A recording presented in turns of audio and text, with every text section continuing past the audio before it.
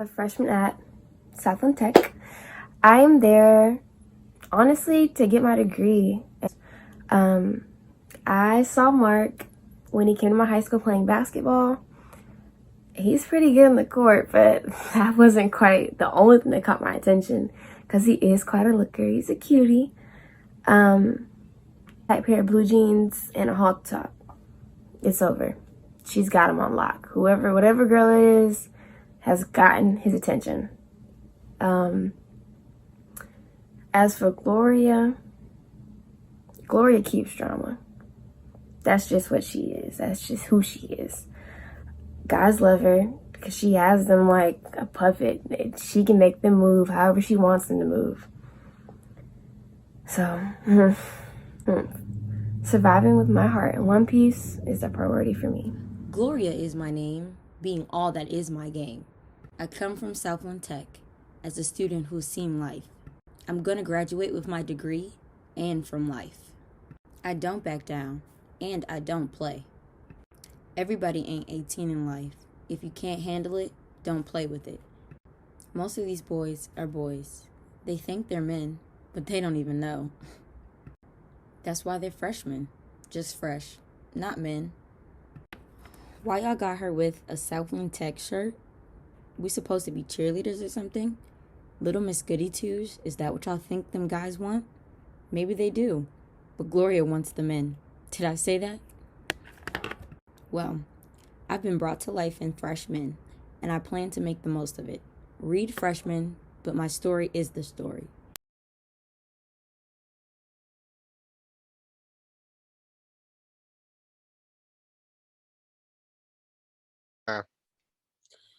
Ladies and gentlemen, our after Easter show, hashtag Mick and Rick, both in our Insights gear. This is Mickey Clayton, the coach, and my partner in crime, Rick Brown, the reporter. always on top of stuff.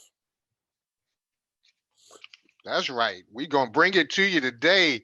Coach, what a freaking weekend. Oh, my goodness. What a week of sport. Oh, my goodness. I was in basketball heaven this weekend, Coach. It was incredible. I can't wait to get going. I can't wait to get going today. I'm hyped. I'm hyped Wait. today. You can't wait. And we're going to get going, but we always start off what? We look back and let people know what some of the comments were and what people had to say about our last couple of shows.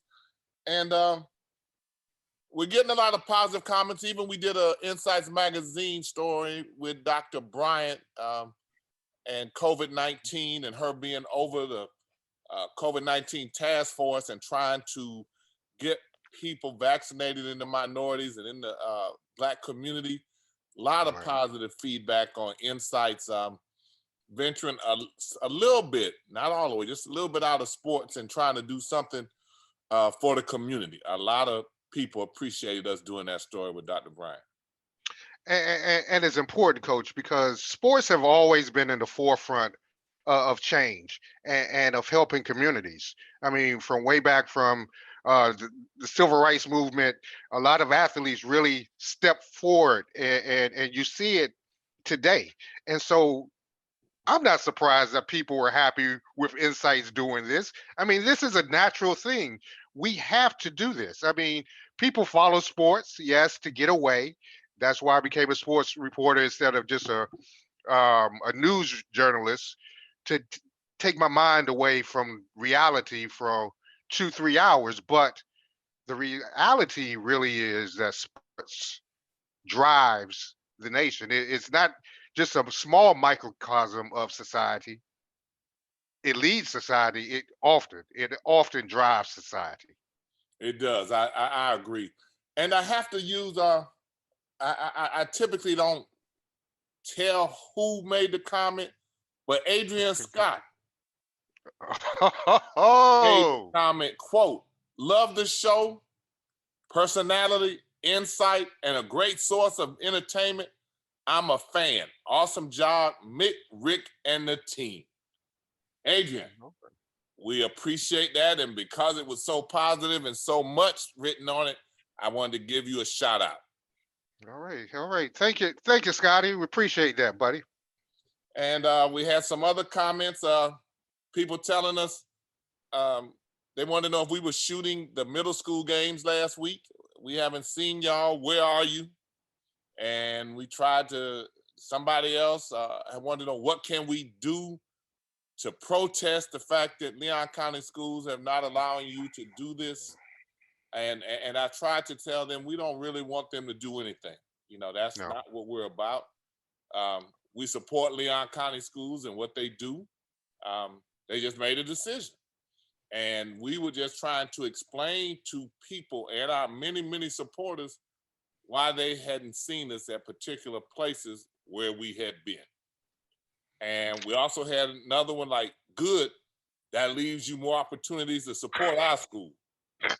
And somebody else was like, well, you could tape our travel football team. And somebody else said, well, you got time now. You can come down to Daytona and Jacksonville and you could tape in those areas. So, I mean, we really got some people say, well, you know what? Y'all got some free time. They try to get us on the road. They try to get us on the road. But if you notice, Rick, if you watch HBCU football, like I know you do, a lot of those broadcasters, they're taping the game and the announcers are home. Yeah. So once we figured out Rick Brown, you'll be back in action again.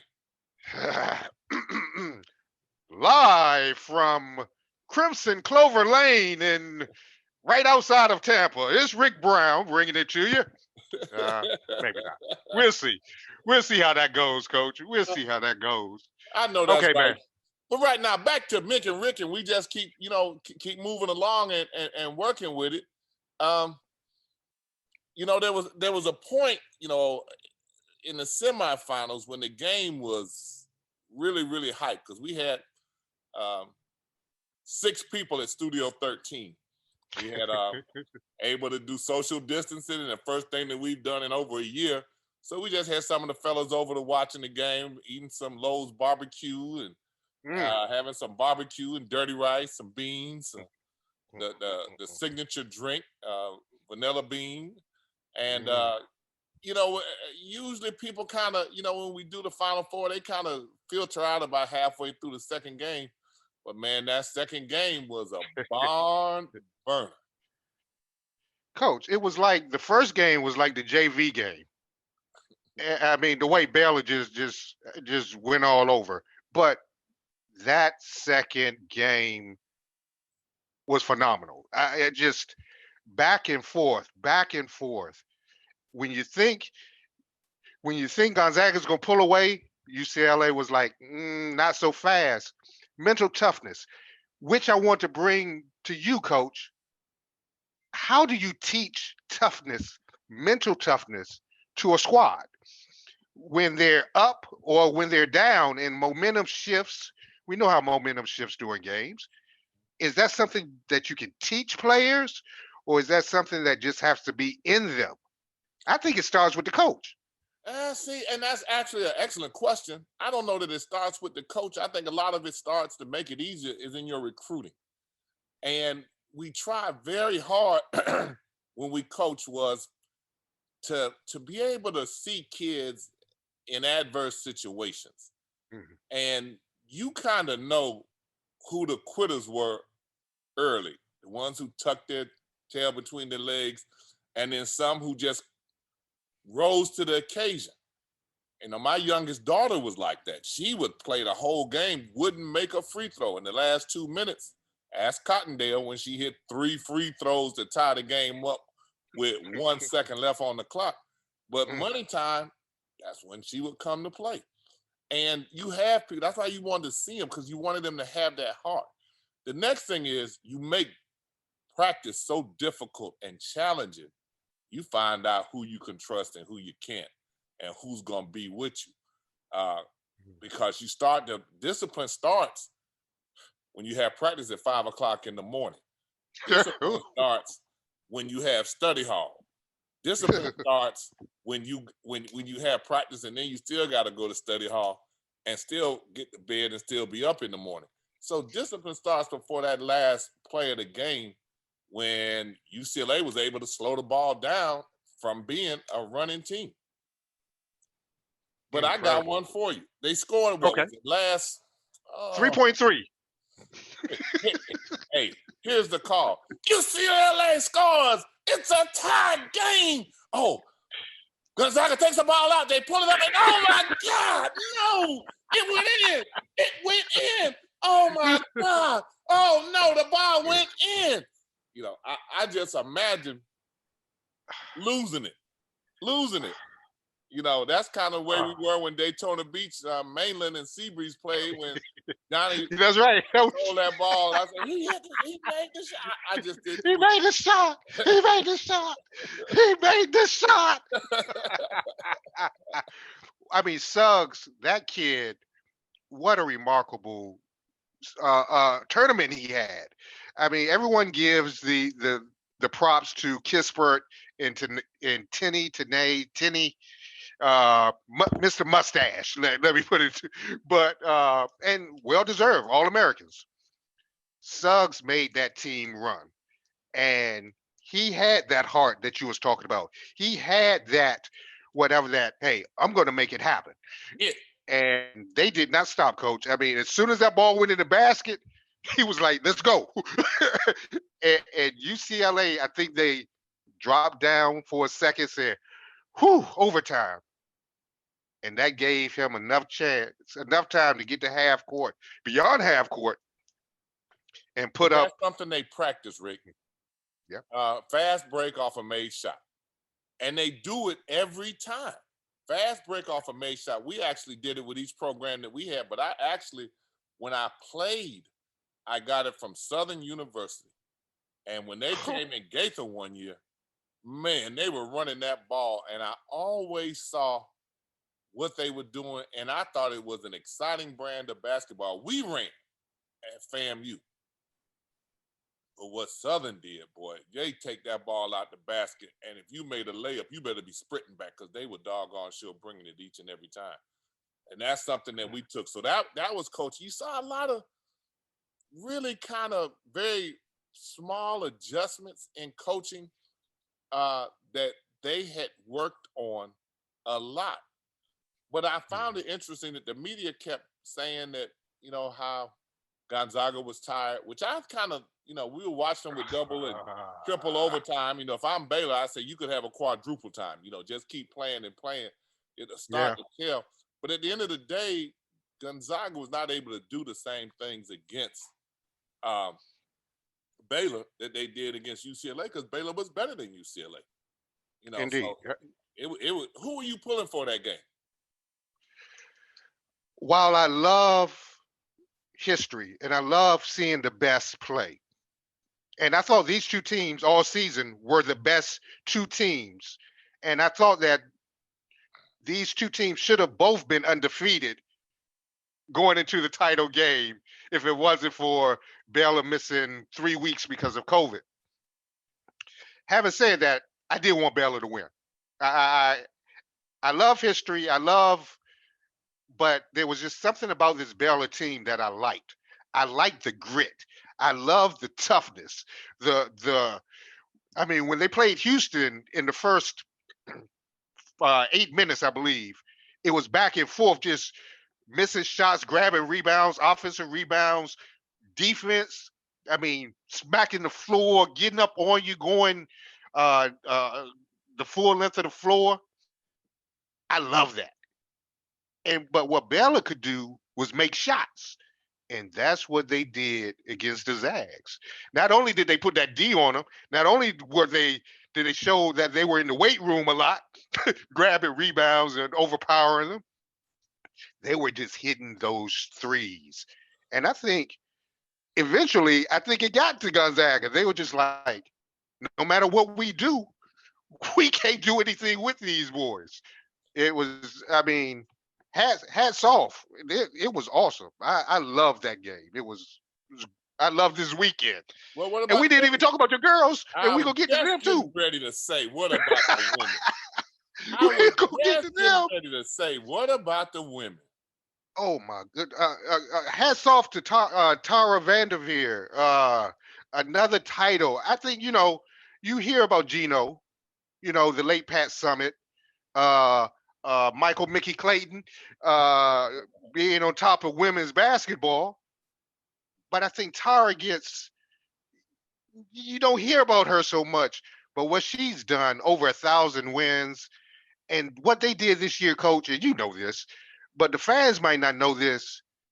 They had to leave Stanford in December because of COVID, and they were on the road for 2 months, literally. I played their games in Santa Cruz.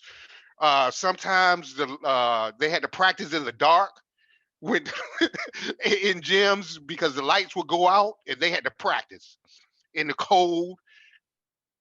And that built toughness and a bond that when they got in that bubble, they were ready. And you saw it in the semis, and they held on in the finals. Um, Pac-12, wow, what a freaking Pac-12 women's final. Who would have thought? But What hats about off to them. the no call at the end of the game in the UConn game? I know we got two different opinions on that, but what's your opinion on it? This is my opinion, really. If you see something, you got to call it. I don't care when it is.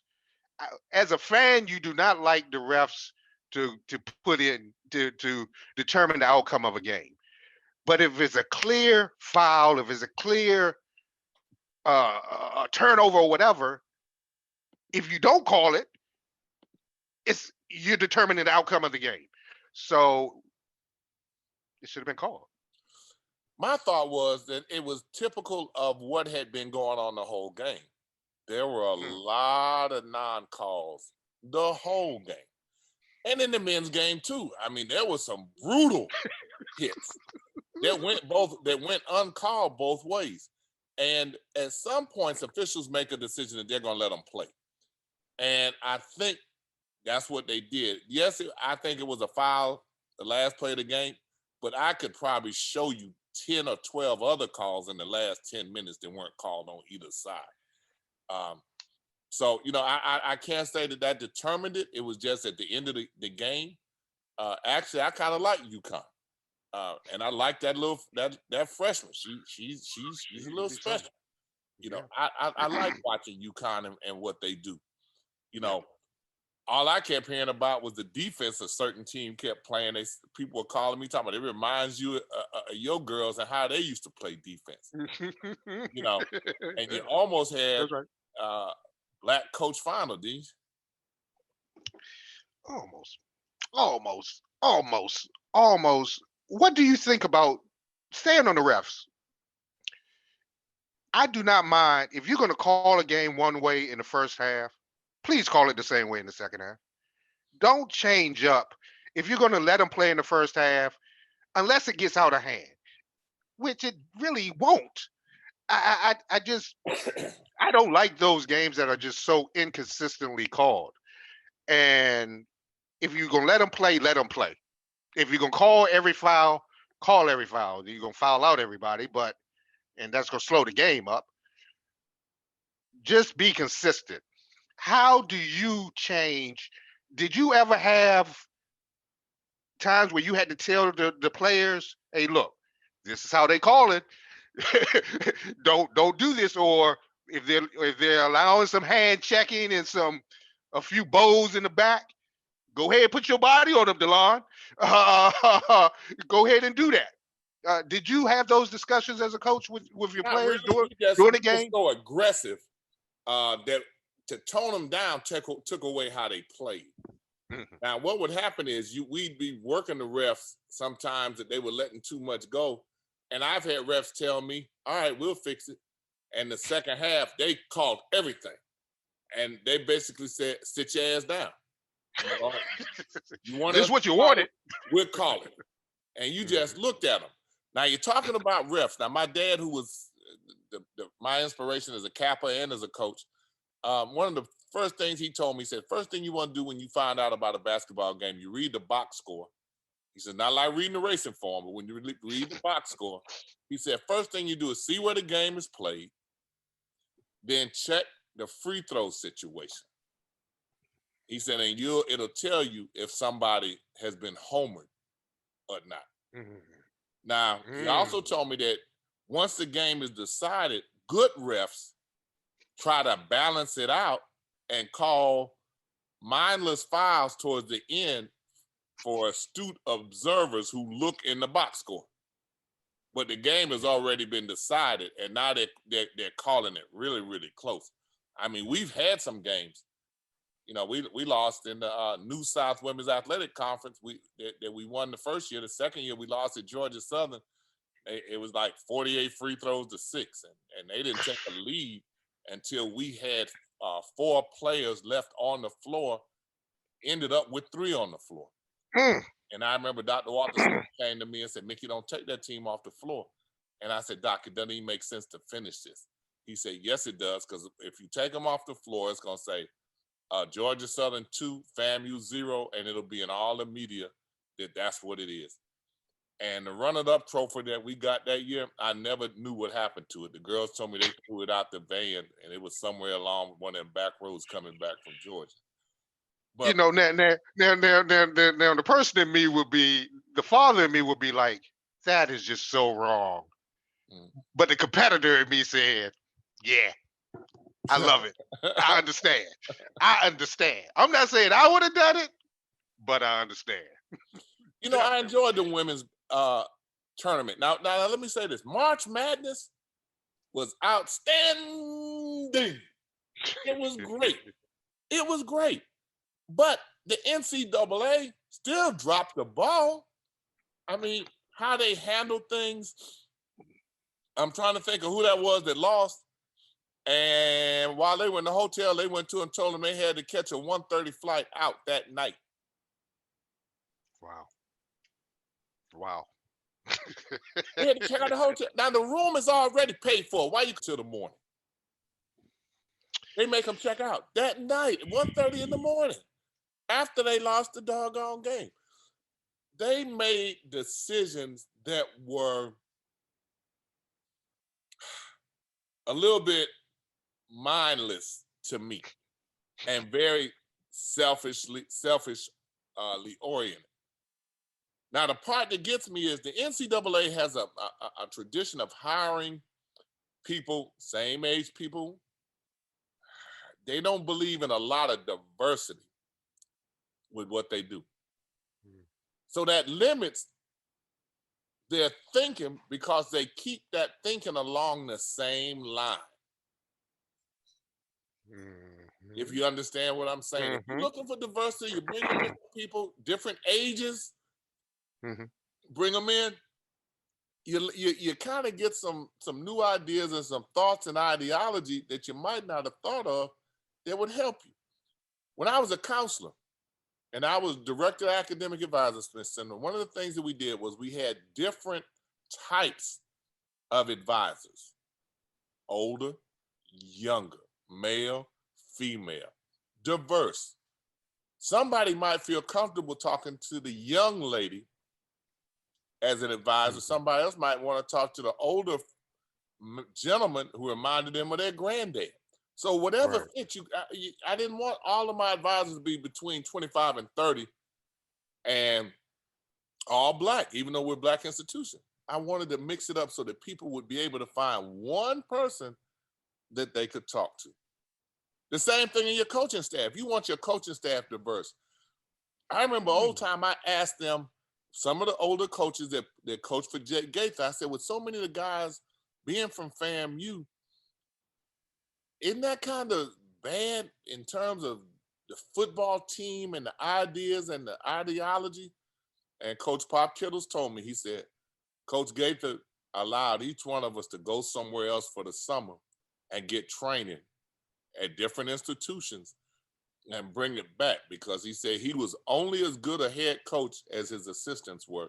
So he made sure that his assistant coaches were able to go out and diversify themselves and enhance their own skills. And I think, and of course he did, because he was very respected amongst, especially in the South. I mean, from Alabama, everywhere. people respected Jay Gaither. So I could see that.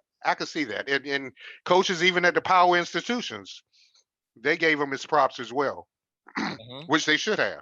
Mm-hmm. Most definitely. Mm-hmm. Coach, you talked about March Madness, and I know I'm in the minority when I say this, but there's one thing about March Madness that I've come to hate. And hate is a strong word, but I think it fits here. One shining moment.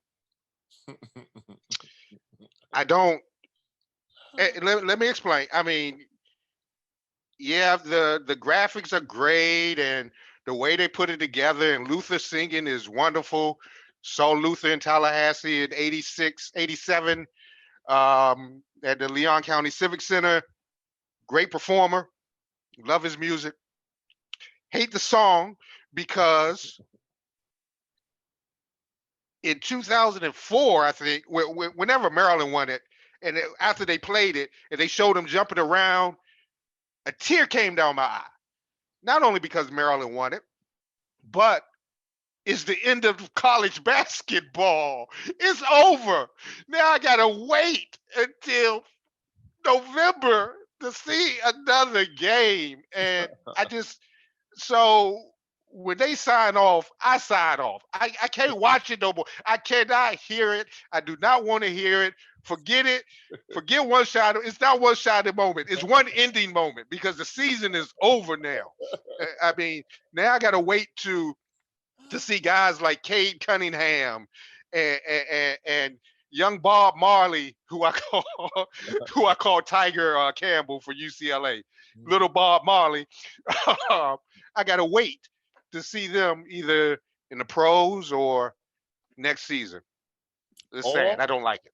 Or I don't like it. you could watch the second coming of Paul Pierce. Paul Pierce is my hero. I don't care what y'all say. I don't care what the okay.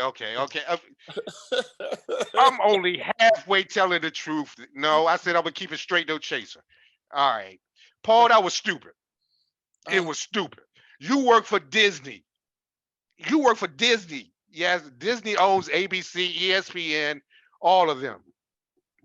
You can't do that. You can't do it. You can't do it if you want to be there. Mm-hmm. Now, if you don't want to be there, you do what you want to. But no, Disney wasn't going. but inside me, I was smiling. Coach. I was smiling because playing poker. Yeah. Yeah. Hey, what you doing this weekend, Coach? I got something I might want to try. What's that? What's that? You better have a golf club. Paul Pierce, the thing about what he did was it was planned. It was not an accident. He collected all cell phones from everybody who came in. Okay, then you do a IG live.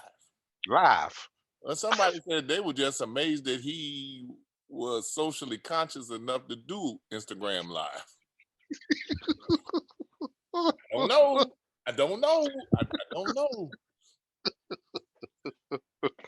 And we haven't even talked about, I don't know his marital status. I don't know how that goes, even though they said it was his son's birthday. I don't know. That's kind of a hard one. That's a hard one there. I tend not to try to judge people about what they do in their personal life because that's their personal life. But agreed. Disney is about as vanilla ice cream as it comes. Indeed. And it's almost, and then he seems to be taking it very well, almost as if that's kind of what he wanted. So, I mean, I can't really judge a man. I just observe it and keep it moving like we do on MicknRick. I know you should have known I was gonna bring it up because that's what we do. Yes, yes, yes, yes, yes, yes, Look, the yes. amazing thing is that most people don't know that we don't really go over this or do a pre-show or anything. We connect and then we roll with what we roll with. I'm just mad that Paul didn't give me a call for the party, though. I'm still a little bitter over that, but Well, you kind of live on the East Coast and in the South, it's either DC or Florida. I think that was in LA, wasn't it? yeah, yeah, I haven't been to LA in never. One place I do want to go is LA. It's LA. And when things open, yeah, when things open up, I yeah, I've always wanted to go to LA. And a word of caution to everybody, we're glad to see some of the sports that are taking place, but please, people, understand COVID-19. You might be tired of COVID-19, but the virus is not done with us. And we're Yes. glad to be able to see some of the sports, even though I still think, honestly, I think it's a tremendous cost that we're doing some of these sports and still doing a baseball game with 35,000 people. I mean, at the end of the day, we got mutated viruses and people don't want to hear about it. They're tired of hearing about it, but there's mutations in them. And when they came over, they were telling you one of the problems they were having with the virus was the fact that it was mutating generations inside of a host.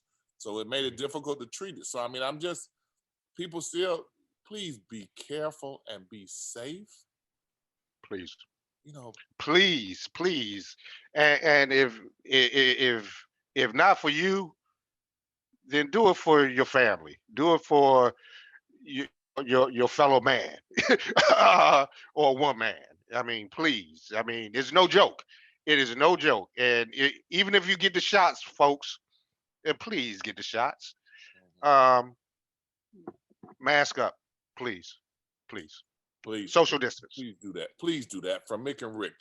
Please do that. If you like what we're doing, we'll be back again next week. Subscribe to us down in the bottom. Click subscribe. Keep driving the numbers up. And if you like us, send it to one of your friends. Tell your friends to watch it. Or if you tell them it's a certain segment in it that you like, tell them go to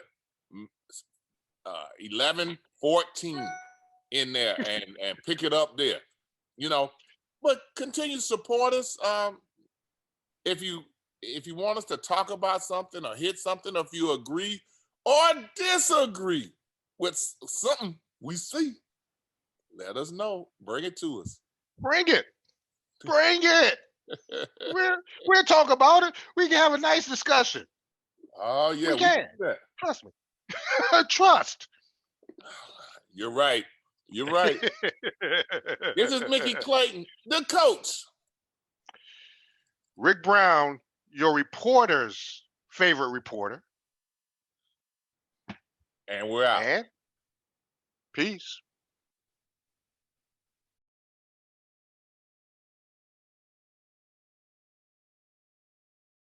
This is Mickey Clayton, the coach from Inside Sports.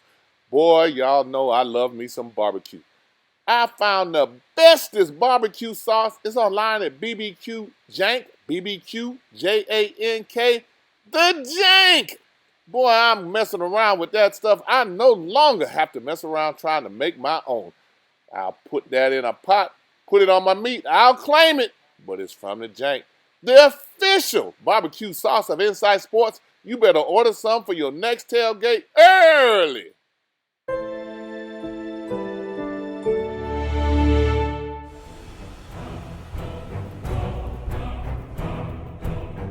Stay up to date with the latest from Insights. Visit our website at insights.com. 2 I's in the middle, INSiiGHTS.com. Insights is a copyright of Mac4 Enterprises, a Florida corporation. This broadcast is produced under the exclusive ownership of Mac4 Enterprises and is the intellectual property and trademark of Mac4 Enterprises. Comments of the host and other individual speakers on Insights represent their independent thoughts and representation.